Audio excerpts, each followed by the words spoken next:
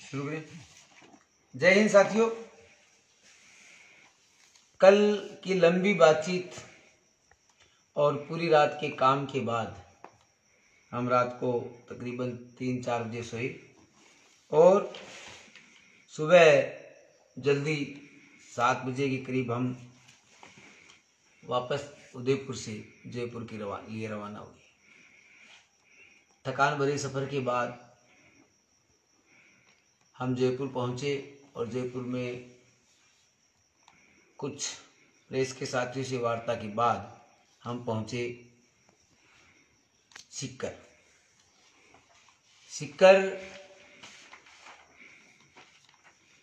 हमने जो राज्य मंत्री हैं गोविंद सिंह जी डोटासरा साहब, उनसे वार्ता की। उतार चढ़ाव के बाद कुछ नोक झोंक छोटी मोटी बातों के बाद हमारी वार्ता अंतिम दौर में पहुंची। सभी बिंदुओं पर चर्चा करने के बाद मंत्री महोदय के द्वारा सचिव स्तर, जो प्रमुख शासन सचिव हैं शिक्षा, उनके माध्यम से एक बैठक इन 1 से 9 तक के बिंदुओं को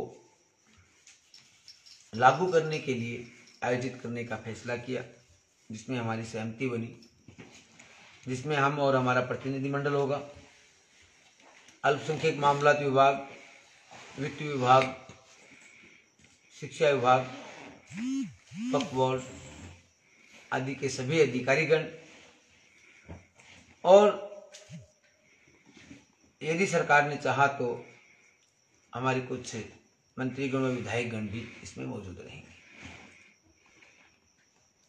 मसौदा तैयार कर दिया गया कल, और उसको एजेंडा मानते हुए 2 दिसंबर को पहली बैठक होगी, जिसमें इस मसौदे को किस तरह से लागू किया जाए, किस तरह से नियम उपनियम जो सरकार के हैं उनके आधार पर वार्ता की जाए, बात की जाए, और इसको कैसे इम्प्लीमेंट किया जाए। कहीं इफ एंड बट अगर छोटी मोटी है तो वित्त विभाग के व्यक्ति भी वहीं उपस्थित रहेंगे।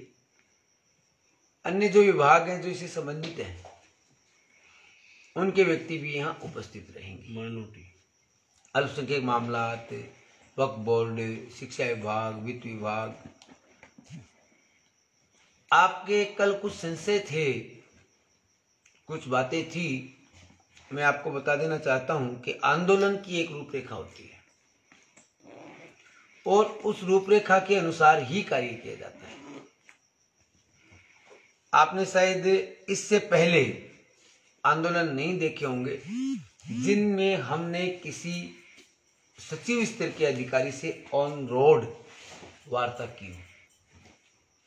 हमारे द्वारा ऑन रोड वार्ता की गई। हमारे साथियों ने कुछ प्रश्न उठाए, हमें मैसेज भी किए गए कि इसमें क्रमांक नहीं है, इसमें दिनांक और क्रमांक नहीं है। तो साथियों, जब ऑन रोड वार्ता होती है तो वहाँ क्रमांक और दिनांक नहीं होते हैं। वो वार्ता का मसौदा होता है जो जिसपे निदेशक महोदय द्वारा व अन्य साथियों, हमारे जो अधिकारीगण उनके द्वारा, हमारे मध्यस्थ के द्वारा और हमारे द्वारा, हमारे जो प्रतिनिधिमंडल है उनके द्वारा हस्ताक्षर किए गए। इसके साथ ही आज तकरीबन हमारी मीटिंग 4 घंटे चली शिक्षा मंत्री महोदय से, और शिक्षा मंत्री से महोदय से चलने के बाद हमने कहा कि साहब ऑफिशियल काम होना चाहिए। उन्होंने शिक्षा विभाग का ट्विटर हैंडल जो है, राजस्थान एजुकेशन ग्रुप जो ट्विटर हैंडल है, उससे वार्ता की, ट्वीट किया कि हमारी बैठक हुई और बैठक में ये निर्णय लिया गया। इसके साथ ही जो उन्होंने अपना पर्सनल ट्विटर हैंडल है वो भी उन्होंने उपयोग में लिया। हमारी वार्ता के मध्यस्थ वक्फ बोर्ड के चेयरमैन कानू खान जी बुधवाली साहब रहे, और उन्होंने ही इस पूरे मैटर को हैंडल किया। इसके साथ साथ हमारे साथी जो सभी पैनलिस्ट थे वार्ता मंडल में, सभी को आमंत्रित किया गया है 2 तारीख को, जो वहां पर उपस्थित रहेंगे।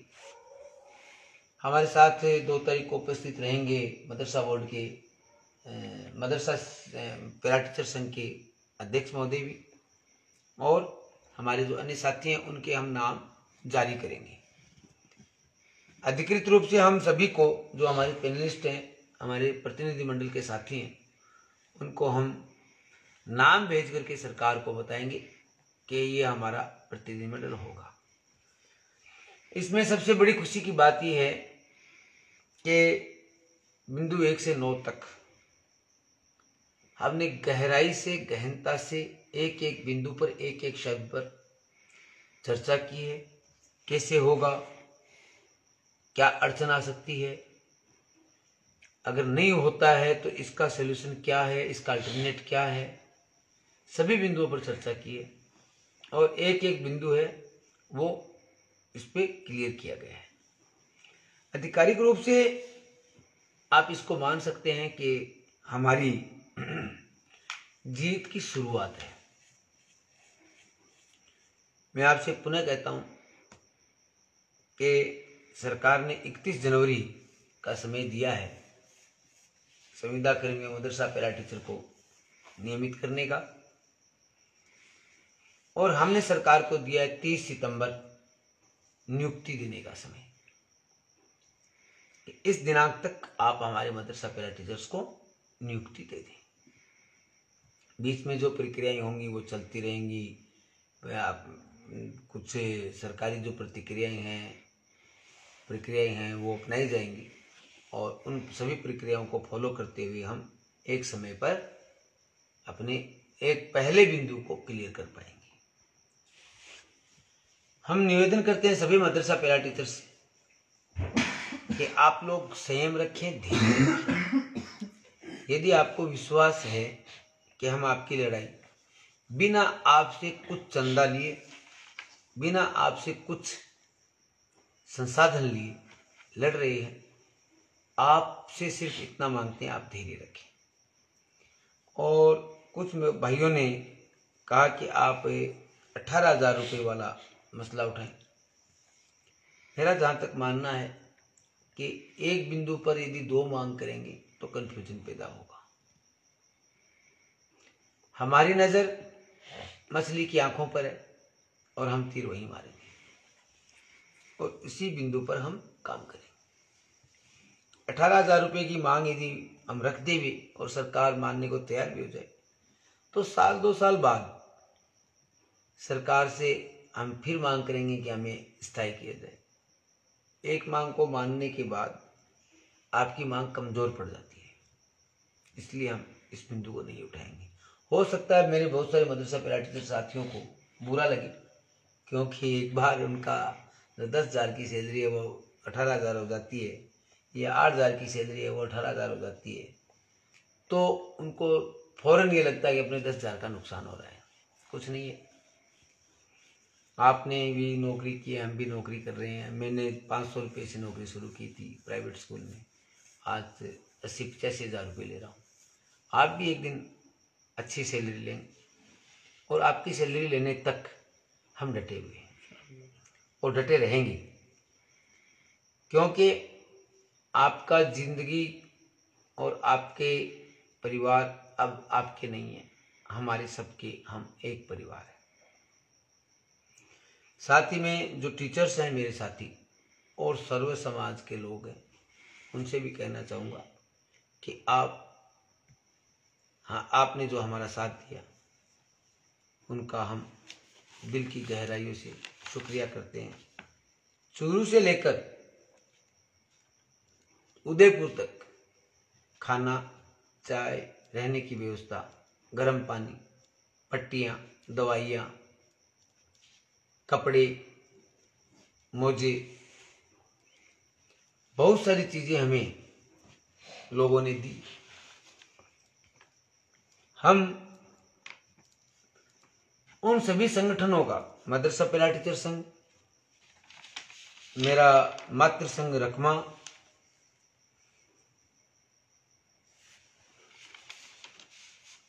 और जो जितने भी संगठन हैं, तहरीक उर्दू, तहरीक इंसाफ, तहरीक उर्दू कोटा, शिक्षक संघ शेखावत, रेसला,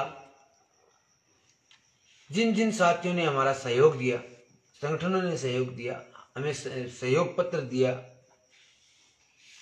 काफी संगठनों के द्वारा दिया गया और सभी के नाम हम नहीं बता सकते,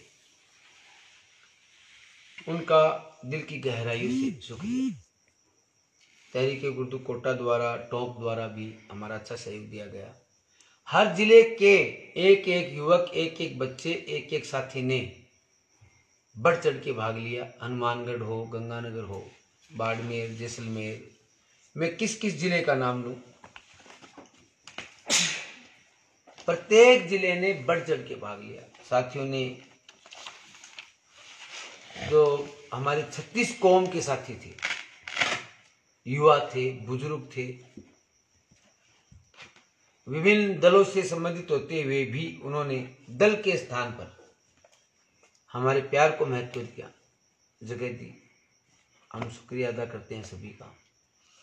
और ये भी हम आपसे वादा करते हैं कि दांडी यात्रा होगी, हम दांडी जाएंगे। हाँ, पहले हम दुखी होके जा रहे थे, अब हम झूमते नाचते हुए जाएंगे, लेकिन दांडी बापू से जरूर मिलने जाएंगे, क्योंकि बापू हमारे आदर्श हैं और हम उनको पहले ज्ञापन दे रहे थे, अब हम उनको पुष्प अर्पित करने जाएंगे और बिल्कुल अपने प्यार और मोहब्बत को का इजहार हम करेंगे। भारत में रहने वाले सभी लोग बापू के आदर्शों पर चलें, बापू के कहे हुए रास्ते पे चलें।